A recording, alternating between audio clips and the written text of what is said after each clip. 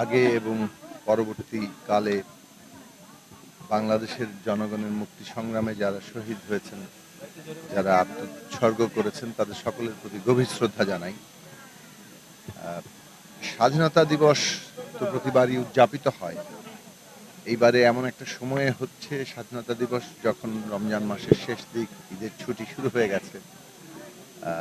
স্বাভাবিক কারণে মানুষ একটু বাড়িমুখী, কিন্তু স্বাধীনতা দিবস এইবারের একটা আরো অনেক গভীর তাৎপর্য নিয়ে আমাদের সামনে হাজির হয়েছে।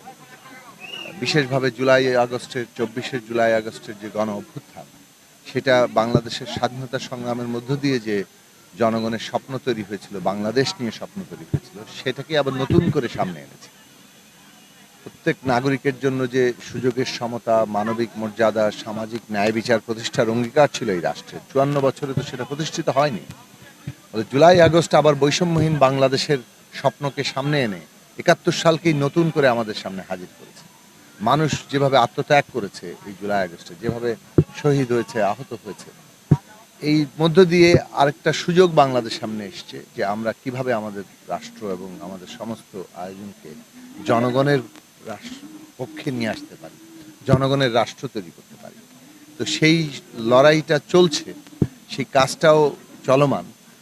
আমরা আশা করি যে দেশের রাজনৈতিক শক্তিসমূহ এবং দেশের জনগণ, এই যে একটা গণতান্ত্রিক রাষ্ট্র নির্মাণ আমাদের জরুরি আমাদের নাগরিকদের জন্য, সেই জায়গাটার বিষয়ে তাদের যে সচেতন ভূমিকা, সতর্ক থাকা এবং ঐক্যবদ্ধ থাকা, এই জায়গাটাতে তারা তাদের ভূমিকা রাখবে।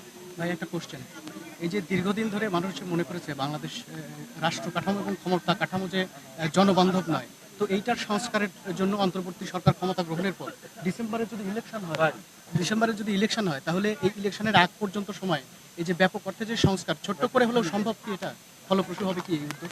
না, দেখুন, সংস্কারের তো দুটো দিক আছে। সংস্কারের দুটো দিক আছে।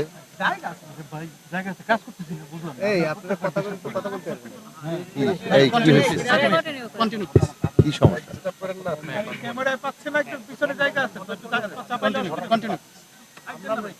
দেখুন, সংস্কারের বিষয়টি নিয়ে খুব দুটো দিক আমরা বারবার বলছি। সেটা হচ্ছে যে সংস্কারের অনেকগুলো জায়গা আছে যেগুলো নির্বাচনের আগেই নির্বাহী আদেশে সংস্কার করা সম্ভব।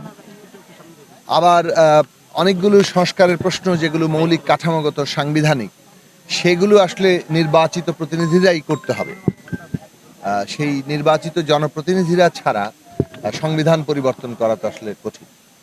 ফলে আমরা যেটা বারবার বলছি যে সংস্কারের ক্ষেত্রে যেভাবে ইতিমধ্যে ঐক্যমত কমিশন উদ্যোগ নিয়েছে, এই কাজটাই তাদের ছিল, ফ্যাসিলিটেট করা। সমস্ত রাজনৈতিক পক্ষগুলো যেখানে এসে একমত হচ্ছে, ন্যূনতম সর্বসম্মত জায়গায় দাঁড়াচ্ছে, সেটা আমাদের জাতীয় সনদ আকারে সামনে আসছে। এই পরিবর্তনগুলো আসবে।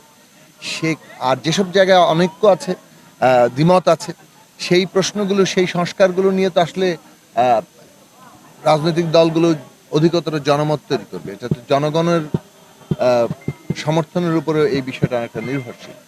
কাজেই এই দিক থেকে আমরা যতটুকু ঐক্যমত হতে পারছি, তার অনেকগুলো হয়তো নির্বাচনের আগেই অ্যাডমিনিস্ট্রেটিভ অর্ডার কিংবা নির্বাহী আদেশে সেটা করা সম্ভব।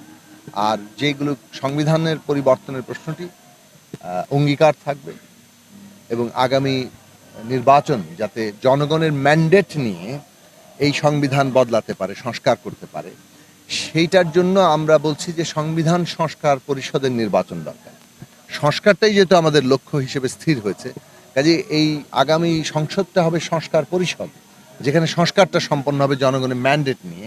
ফলে আদালত এটাকে সংশোধনী আকারে পূর্ব সংবিধানের সাথে সাযুজ্যপূর্ণ কিনা সেই বিষয়ের দিকে তাকাবে না, আদালত এই সংস্কারকৃত সংবিধানের সুরক্ষা দেবে। সেটা খুব গুরুত্বপূর্ণ।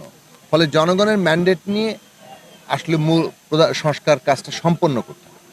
ফলে যে সময় আছে, এই সময়ের মধ্যে ঐক্যমত্য তৈরি হওয়া সম্ভব এবং এই ঐক্যমত্যের যে অংশগুলো নির্বাহী আদেশে বাস্তবায়ন করা দরকার, সেগুলো নির্বাহী আদেশে বাস্তবায়ন হয়ে যাবে। ফলে আমরা মনে করি যে যথেষ্ট সময় আছে সংস্কারের জন্য। Thank you. ইতিহাস নিজের মানে যে যার মতো আসলে নবনির্মিত করার চেষ্টা করছে। না, দেখুন ইতিহাস তো একটা কেউ স্থির ভাবে তৈরি হয়ে থাকে না, লিখে ইতিহাস